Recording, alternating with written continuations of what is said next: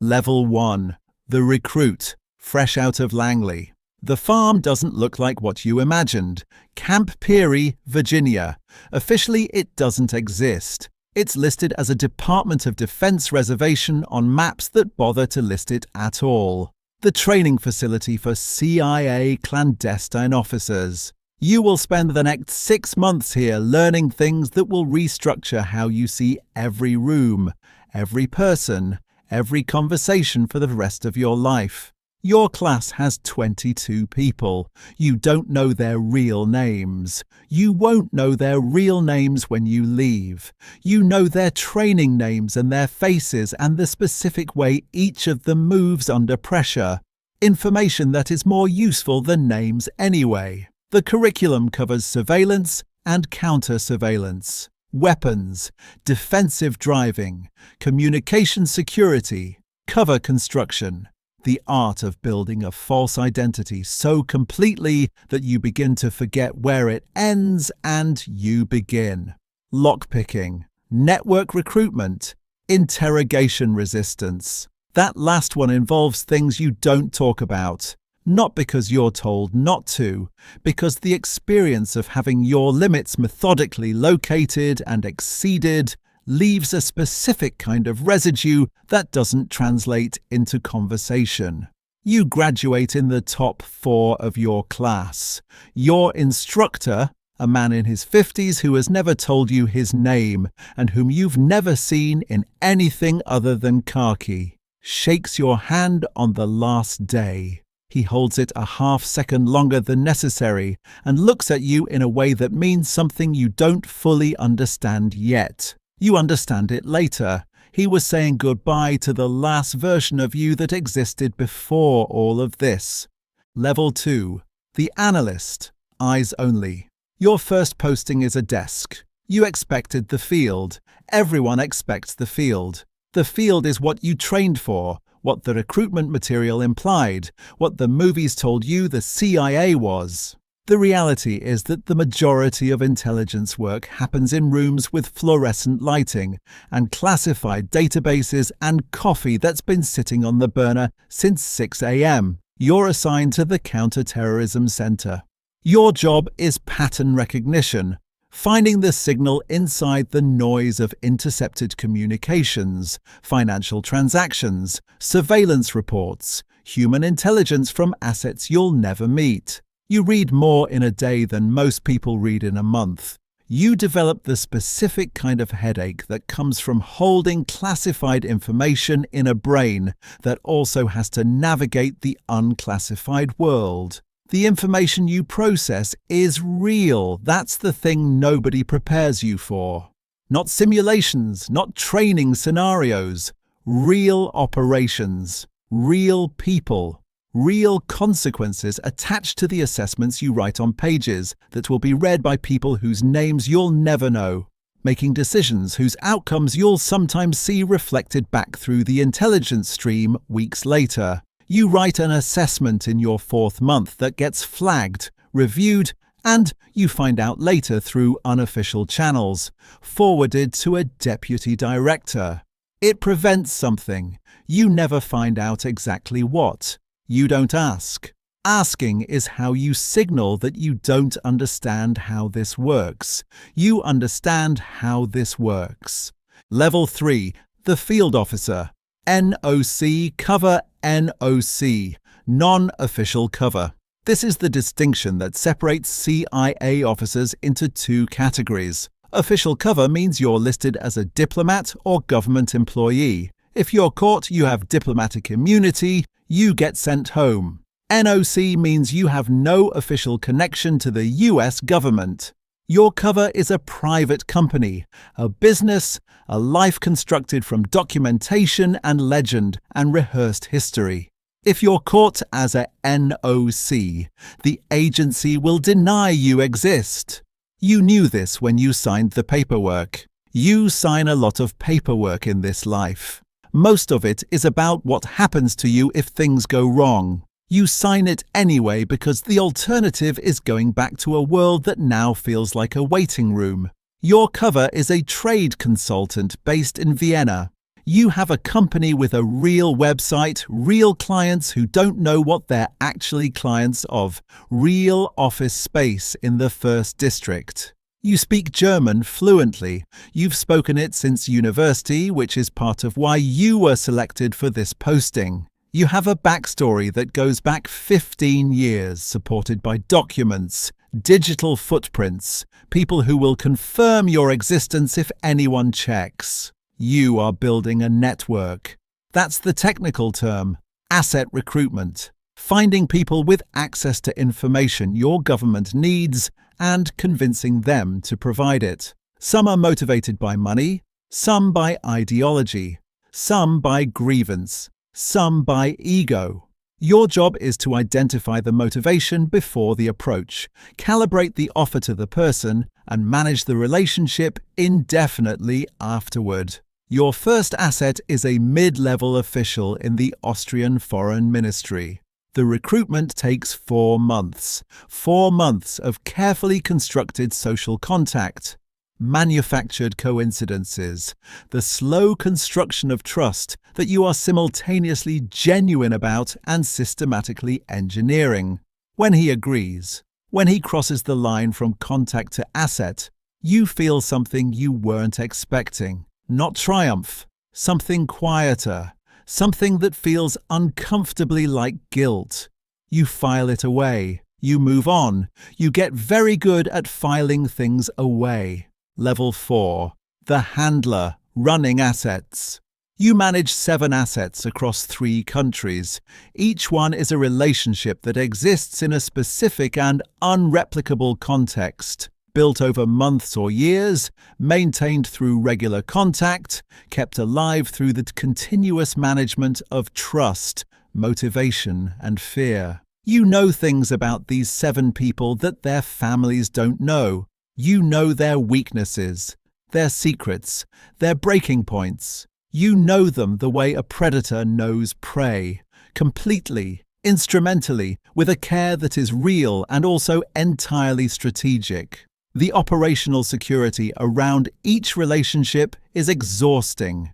Different contact protocols, different cover stories for each context, different phones, different email accounts, different personas that you shift between sometimes within the same day.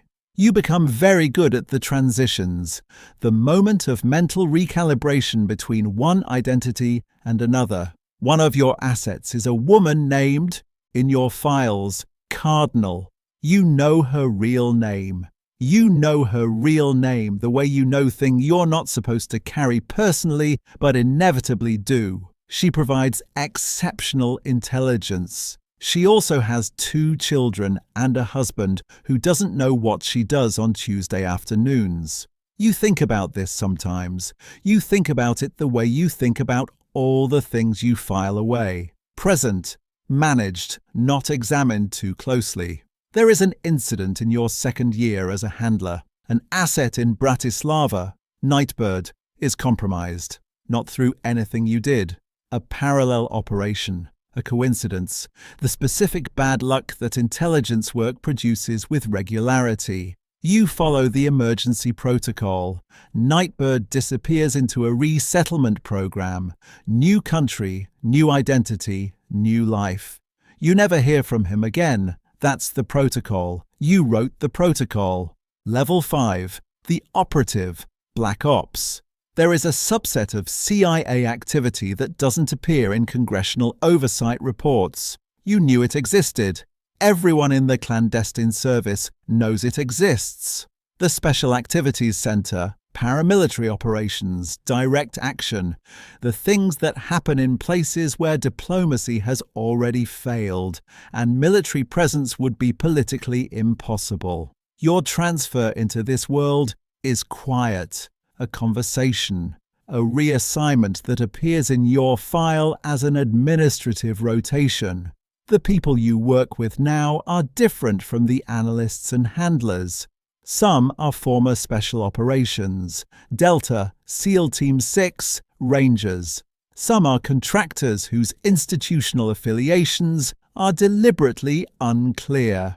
Some are people like you, Intelligence professionals who crossed a threshold you can't fully identify the location of. The operations are specific and surgical. You don't think of them as violence even when they are. You think of them as outcomes. The target produces a specific problem. The operation eliminates the problem. The world downstream of the operation is different in a specific way that serves a specific interest. You participate in 4 operations in 18 months. You are good at this work. That's the thing that sits with you. Not that you do it, but that you're good at it. And that being good at it feels like competence, rather than anything darker. You have conversations with yourself at 3 a.m. that you don't have during daylight hours. You've gotten good at ending those conversations. Level 6. The Station Chief. City in the shadows. Your station. You run 14 officers, 30-plus assets, and an operational budget that moves through 3 cover organizations before it reaches anything resembling its actual purpose. The US Embassy knows you exist as a senior diplomatic attaché. The ambassador has a general understanding of what the station does. The details are yours. Every significant intelligence operation in Romania and the surrounding region runs through your desk.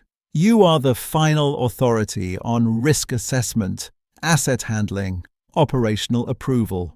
When something goes wrong, and things go wrong with regularity in this work, you are the one who decides how it's handled, what gets reported upward, what gets managed internally. The relationship with headquarters is the defining challenge of station command. Langley wants results. Langley also wants deniability. These 2 things are in constant tension, and navigating that tension is the actual job.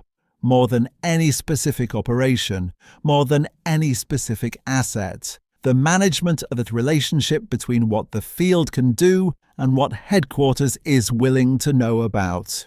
You have a deputy chief of mission dinner every Thursday. You sit across the table from diplomats and foreign officials and business people, and you are completely professionally normal, engaged, informed, appropriate. The cover is so deep now that it isn't really cover anymore. It's just another layer of who you are.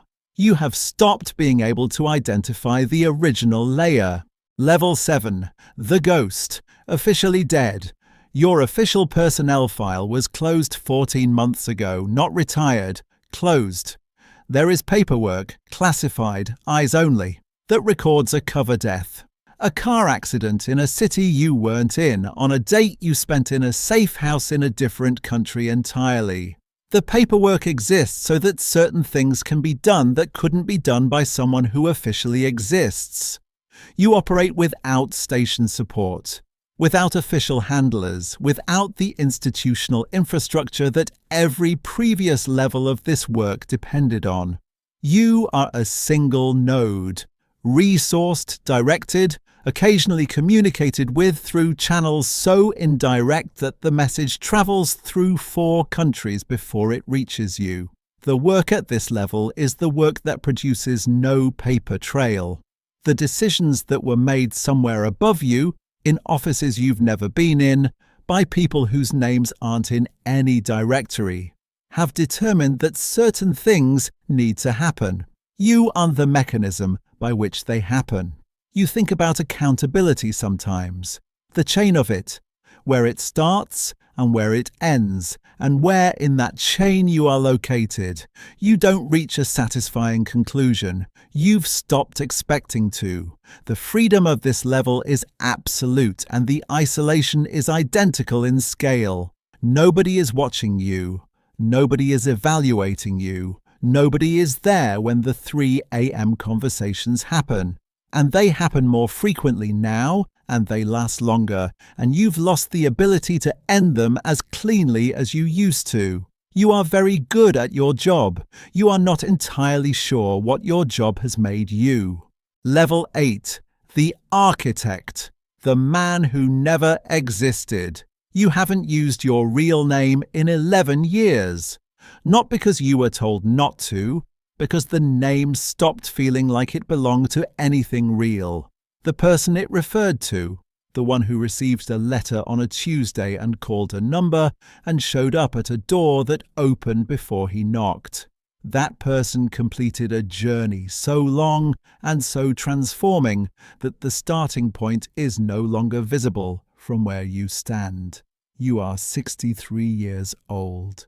You sit on a committee that has no official name and no official existence. It convenes in different locations.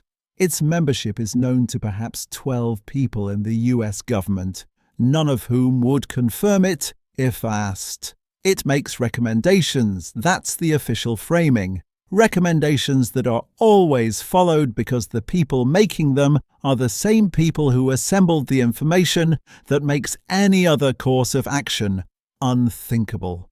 The intelligence architecture of the last 2 decades bears your fingerprints. Not visibly, not in any way that a historian could trace or a journalist could document, but the shape of it.